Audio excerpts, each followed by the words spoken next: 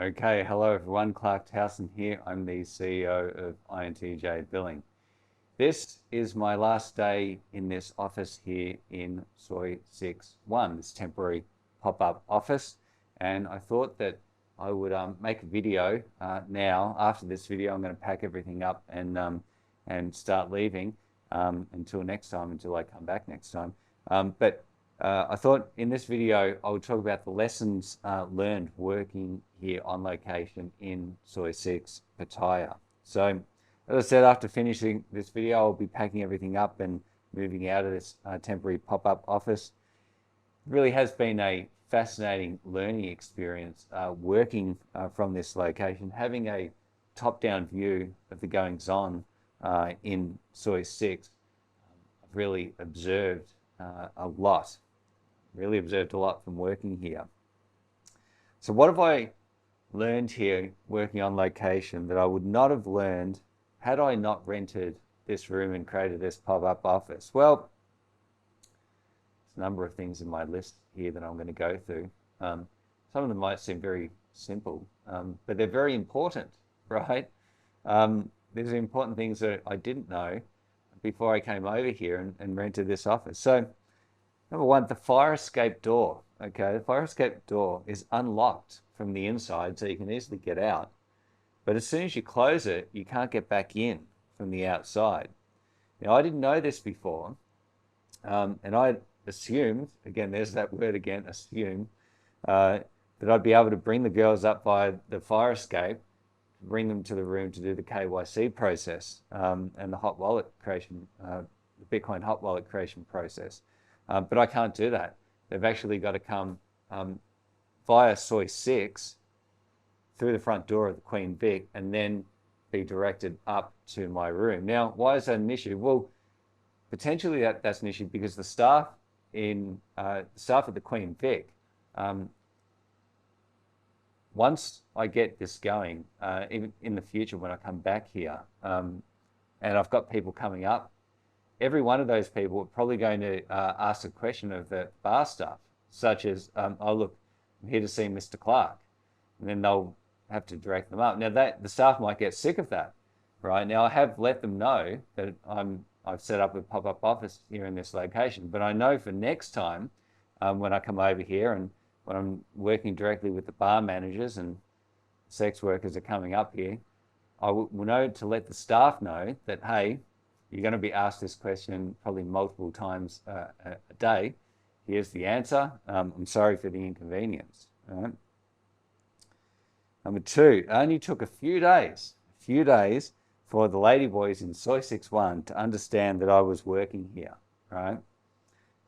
Their smiles and their welcoming attitude, right, in the beginning turned to complete indifference once they knew that I was not a prospective customer and that I was working here and they couldn't get any money out of me.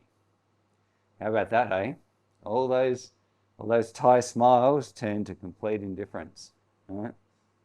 Now, the trans women are very chatty up front, very direct, very chatty and up front indeed, which I already knew, but much more so than genetic women. Number four, marketing directly to the girls is an exercise in frustration and irritation.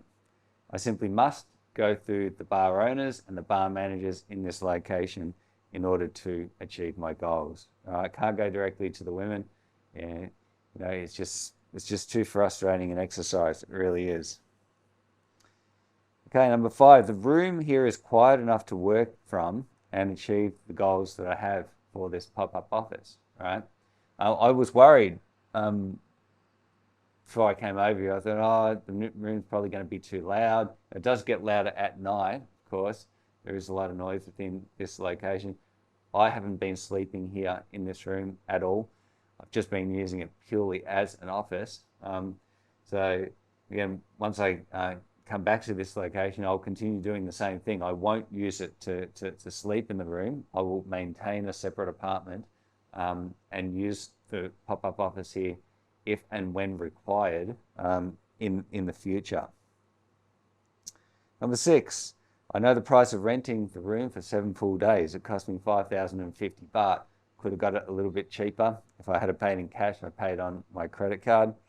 Now I can rent this room by the day, the week, the month, 6 months, 3 months, 6 months, 1 year, whatever, right? Whatever I want. And obviously I would get a discount for renting for longer. When I first got here into the room, okay, I tried to get the air conditioner working. It wouldn't work. It's powered on and everything. I'm like, what's going on? So I went downstairs, spoke to the staff at the bar, and they said, oh, there's a button next to the door. And there is, it's a little yellow button. And you have to push that button in order to get the air conditioner working. Now, there's no sign anywhere that indicates what the button is or what it's used for. There needs to be a sign there. It's very odd, I thought. But then it made complete sense after I'd been working here for a couple of days. That button is linked to the door because when you open the door, the air conditioner switches off. It's a money-saving mechanism. The room here, the price that I paid includes electricity and water, right? So that is to save the bar money. Okay. Number 8, when opening the door and leaving the room, the aircon will switch off, right? And so that's why the switch is attached to the door. Number 9, when making offers to sex workers directly, the ones who have no customers and need the money the most will be the ones knocking on your door, right? So explained in a previous video what happened with the two transsexuals who came up here, one who wasn't passable. So that's something to keep in mind for other people who are looking to do the same thing as what I've done within another red light environment. My advice is go through the existing bar owners and managers and don't even bother going directly to the sex workers themselves, right? Number 10. So I now know the entire process of renting the room, setting up an office, putting up signs, creating brochures, marketing stuff, working with people one-on-one in this location, and so on. Now, this is very easy for me to do again in the future, okay? Very easy. And as Bitcoin gets further along as a medium of exchange and more demand begins for it as a payment method, I'm ready to go. I mean, I can set up this pop-up office here within a couple of hours and be productive pretty much straight away. And that's really important. I guess I'm the first to do this over here in this location. So it's just going to be interesting in the future as requests come through and as I start building more rapport and relationships with the bar owners and managers here and start working from this location. It's important for them to know that I can pop this office up very, very quickly and easily. Number 11, I need printouts of my forms. I can't just rely on electronic forms, which I've developed. So it's essential the forms be in English and in Thai, and that I can hand them to the sex workers to get around the language barrier. Now, obviously, I've got the printed forms here in English and in Thai. Very, very important consideration for those of you who are working in red light areas in other countries of the world where English is not the first language. You'll need to do something similar, right? Well, you need to do the same thing, not something similar, the same thing. Number 12, not all sex workers carry their Thai ID cards. So I was quite surprised by this. So this I need to make clear to the bar owners and managers that when they send me their girls to have their Bitcoin wallet set up, they must, I repeat, they must have their Thai ID cards. Very, very important. I've got to take a scan of them and upload it to my platform and encrypt it.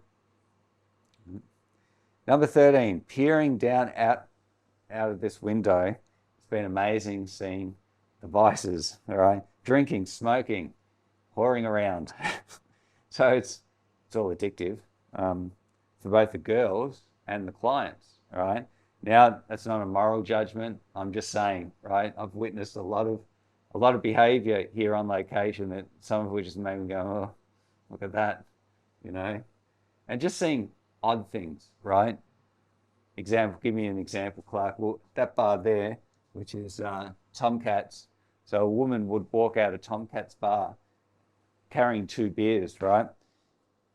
She takes the beers, she steps out onto soy 6, and then she starts pouring the beers over the soy. I'm like, what the hell is this woman doing? Why is she doing that, right? And she didn't just do it once, she did it every day. And I'm like, I don't know, it started doing my head in, right? Seeing some of the stuff that, that goes on here. You know, if you think about it from a Western perspective, it is quite weird. It is quite weird. Overall lesson and conclusion.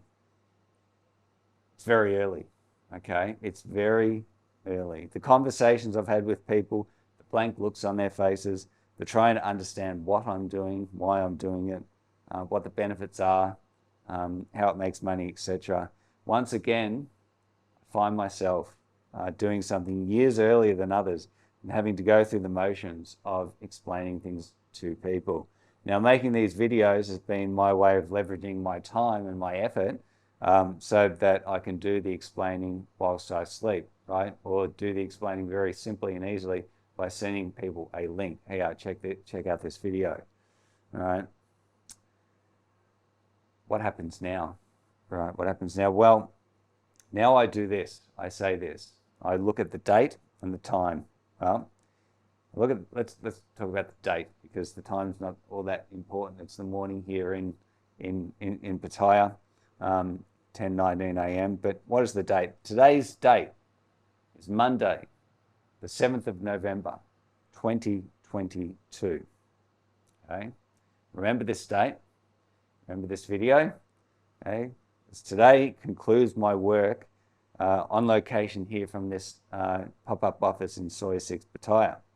Now the date's important, all right? And it's important because I'll now wait and see how long it takes, okay? How long it takes from now until others see the potential of what I've done and all these videos and Bitcoin Lightning Network, all my research that I've put out there and so on. Now, at some point in the future, okay, I'll be back here on location very quickly, ready and able to go through the setup process with each sex worker, Bitcoin hot wallet payments page, KYC process, etc. Right? I don't know how long it's going to take between today, Monday the 7th of November 2022, until a future date and time where the demand starts coming through, where people realize the importance of this process and we start moving as one on it. I'm not sure. I'll continue to do everything that I can to make sure that that date is sooner rather than later, but we'll see how I go. Now, to the bar bosses, I say this. We have an opportunity here. We really do. And I'm ready for us to take full advantage of that opportunity. All the research and development work, all the hard work has been done, right? Words of the that boardroom quote that I've given before, where an investment manager, right? He says, Clarke, look, you don't have a business, you have a concept, right? Now it's the same thing again today. I do not yet have a business out of this. I have a concept, okay? I have a concept that I'd like to turn into a business over time. And it's the same thing here, right? So once the hard work of R&D is done, the hard work of building a business now needs to begin, right? That's the important lesson. Concept, now turning it into a business, okay? Yeah.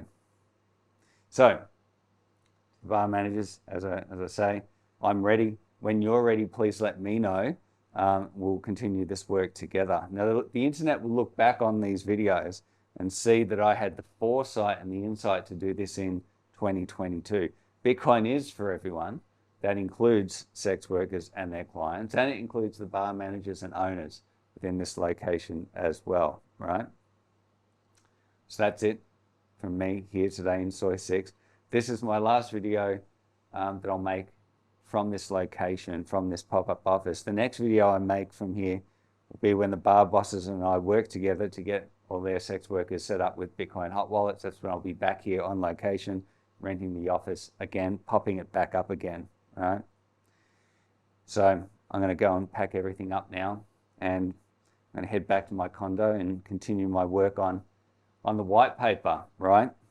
So I've got everything I need now to complete that white paper. This was the last thing I really needed to do, popping up the office and gaining the experience that I've gained here to write that white paper. So that's what I'm going to be doing for the rest of my trip, I think, as well as meeting up with people, bar bosses and bar managers, and continuing conversations. So it's going to be the focus of my time going forward. All right, thanks everyone. All the best. I'm Clarke Towson, CEO of INTJ Billing.